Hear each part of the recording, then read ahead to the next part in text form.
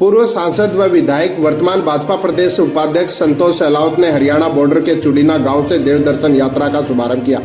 यहां माता के मंदिर में प्रसादी का भी आयोजन किया गया। अहलावत इस धार्मिक यात्रा पर सूरजगढ़ विधानसभा के प्रत्येक पंचायत में देव दर्शन करेगी।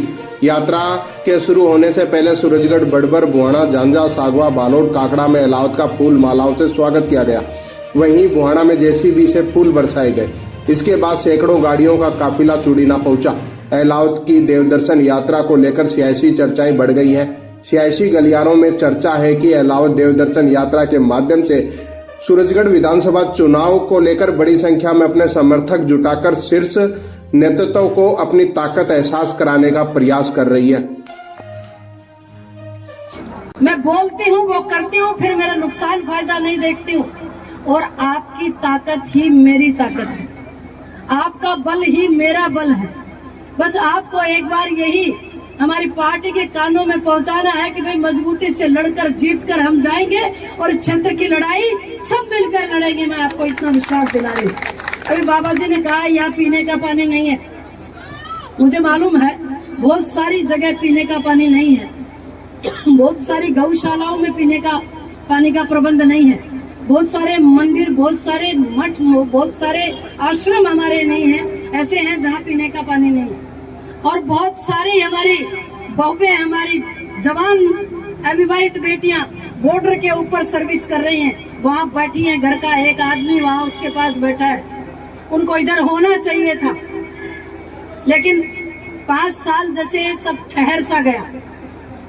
निराश होने की बात नहीं है, हम तो उस मिट्टी के बने, फिर उठेंगे, फिर चलेंगे, फिर गिरेंगे, फिर उठेंगे, फिर चलेंगे। बस एक बात की उम्मीद आपसे रखती हूँ कि आप हाथ थामे रखना। आप मेरा हाथ पकड़े रहोगे तो मैं ये भरोसा आपको दिला रही हूँ कि मैं हार नहीं मानूंगी, मैं रार नहीं ठानूंगी, और मैं बिल्कुल भी इस बात के लिए कृत संकल्प हूँ, कटिबद्ध हूँ कि यह क्षेत्र मेरा है। इसकी भूमि पे मैंने जन्म लिया है, मैं इस मिट्टी में चलना सीखकर बड़ी हुई हूँ। इस मिट्टी का कर्जा मेरे ऊपर है। मैं चुडीना को अपना गांव मानती हूँ। ये बैठी हैं कितनी अनेकों बार मैं इनके बीच आई हूँ, और आसपास के क्षेत्र से, इस विधानसभा के प्रत्येक गांव से मुझे मेरा हर गांव से आया हुआ ठोस कार्यकर्ता, स्टील बॉडी से भी ठोस कार्यकर्ता नजर आ रहा, चारों तरफ खड़ा हुआ। और सच मानिए यही मेरी ताकत है।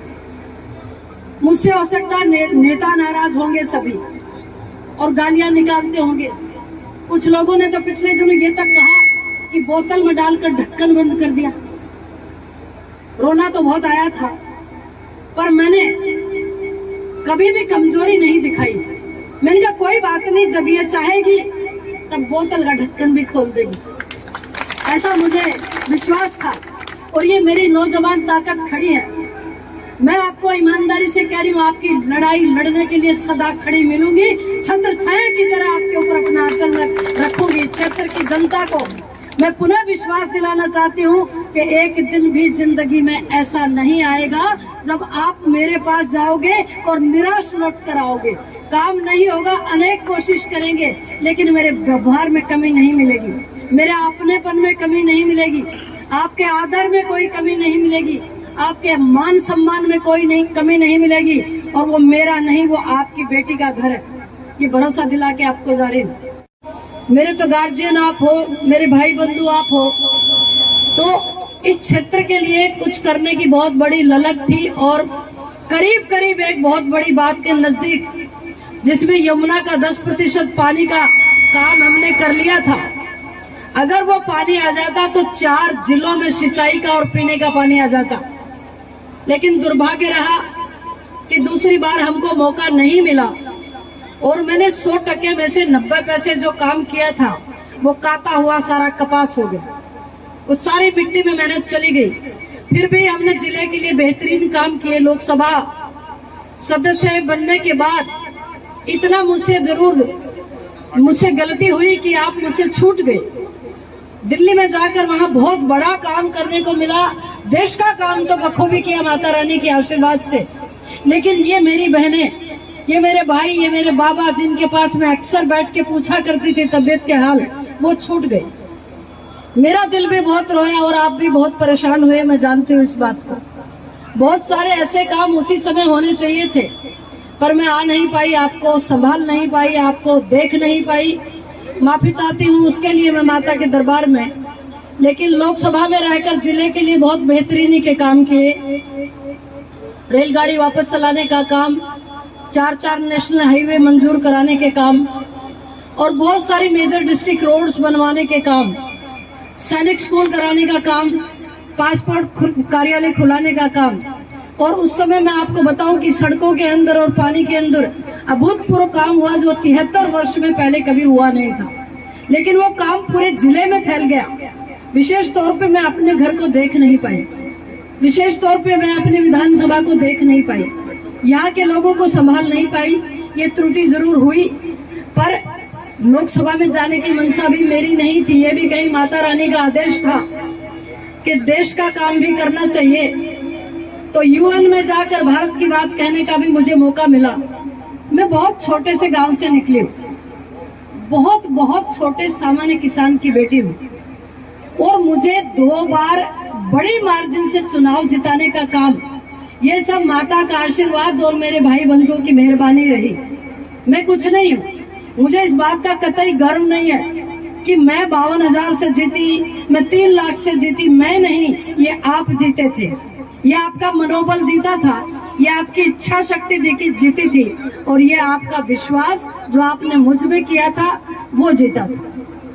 मैं तो माता के दरबार में खड़ी होकर माँ की परम भक्त हूँ, इतना कह सकती हूँ संतों के सानिध्य में कि मैं बेईमान नहीं हूँ। मैंने कोई भी परिवार के साथ दगेबाजी नहीं करी, किसी को भी थाने तहसील में मैंने परेशान नहीं किया, मैंने कोई पैसा राजनीति से नहीं कमाया, और ईमानदारी से जो मुझसे बन पड़ा वो मैंने काम करने की कोशिश की।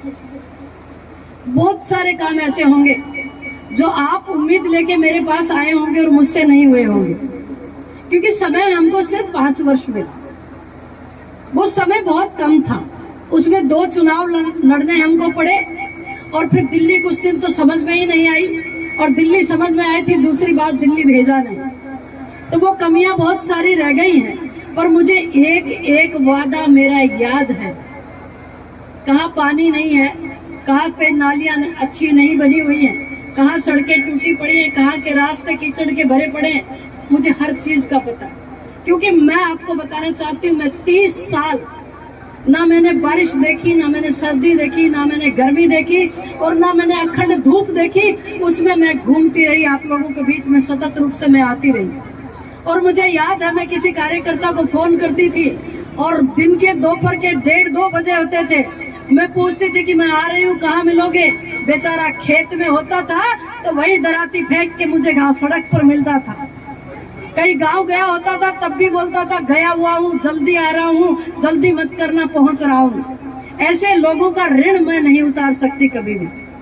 वो कर्जा मेरी जिंदगी पर चढ़ा हुआ है। बस माता से एक अरदास लगाने आई हूँ, आपसे एक उम्मीद लेकर फिर आई हूँ। एक मौका मिले तो पीने के पानी की प्रॉब्लम इस क्षेत्र में गहन प्रॉब्लम है, उसका सॉल्यूशन अपन कर ले। 2017 में कुंभार नहर लिफ्ट परियोजना को मैंने मंजूर करवा दिया था। डीपीआर उसकी बन गई थी, तैयारी हो गई थी, लेकिन पैरवी नहीं हो पाई राज्य सरकार में हमारी, और तगड़ी पैरवी नहीं होने के कारण आज कुंभार नहर लिफ्ट परियोजना आपसे थोड़ी दूरी पर आकर रुक गई। यहाँ सूरजगढ़ के लोगों ने क्या बुरा कर दिया, उनके साथ इतना सौतेला व्यवहार क्यों हुआ? ये हमारा दुर्भाग्य था भाई और बहनों कि हमारी पैरवी तगड़ी नहीं होने के कारण आज पीने के पानी को दर दर भटकती फिर रही है ये जनता। ये क्षेत्र पूरा का पूरा बॉर्डर से पानी लेकर आ रहा, टैंकर का पैसा देना पड़ रहा है, 500 रुपया प्रत्येक घर को रोजाना, संभव नहीं है। पशु लोगों ने बेच दिए। ये लड़ाई, ये पीने के पानी की लड़ाई हमको लड़नी पड़ेगी, बेशक जान चली जाए, इसके लिए मैं आज आपसे कह के जाती हूँ।